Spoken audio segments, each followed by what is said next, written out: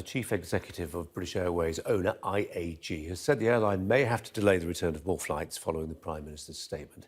Speaking to the Transport Select Committee, Willie Walsh said the proposed 14-day quarantine on international arrivals would cause more harm to the already battered industry. Well, the General Secretary of the British Airline Pilots Association is Brian Strutton, who joins us now. Brian, welcome to you. Willie Walsh is not happy.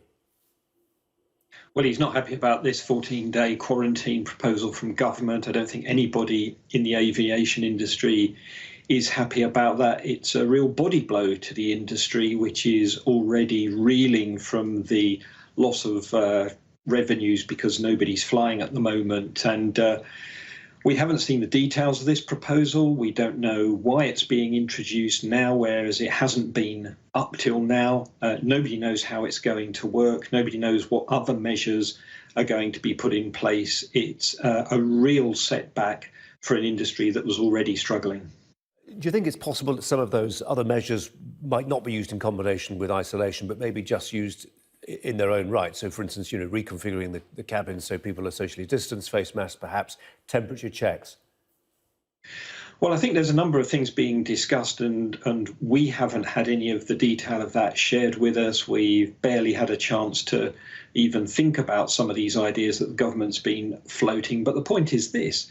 They will all add up to problems for aviation. They will all cause delays. There'll all be reasons for passengers not to fly. That's going to cause inefficiencies. You've already heard not just Willie Walsh, people like Michael O'Leary saying we're not going to fly inefficiently. If the government wants aviation to get back flying and government wants to impose restrictions, then government should fund the bill for that. Yeah, I mean, do you think that the government accepts the argument that this is a strategic industry? If you want to fly the best brains from around the world into the country, if you want to keep your tourism sector afloat in the medium term, people have got to be able to get here. I'm not convinced that government has got the message, actually. You hear the Department for Transport and ministers talking about supporting other parts of the transport sector. But when it comes to aviation, everything seems to be stacked against airlines and airports and flying in general. So I'm not sure government does get the message. It's vitally important.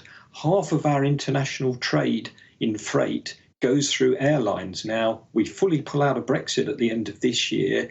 So coming out of the COVID crisis is one thing. Are we prepared for our trade on the world stage without a viable UK aviation industry? No, we won't be. And government's really got to get a grip on this situation, or we won't be able to compete. It's as simple as that.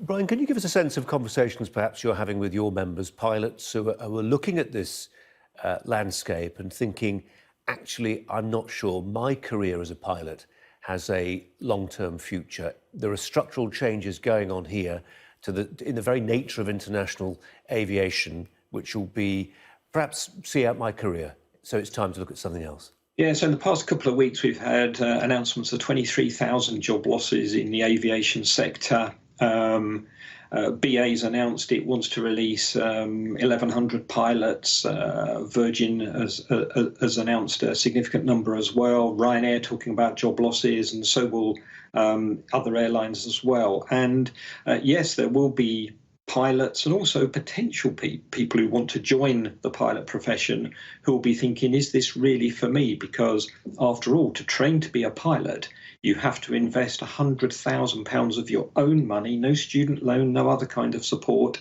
And a lot of people are going to be saying in the future, is this a profession I want to get into with these risks? And that means that we will then start to hit shortages. It might seem all right to release some surplus people now if the airlines are downsizing, but how are they going to recover from that with the damage that's being done?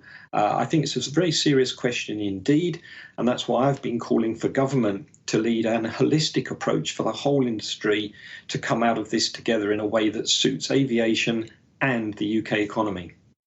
Brian Strutton is the General Secretary of the British Airline Pilots Association. Brian Strutton, appreciate your time. Thanks very much. Thank you.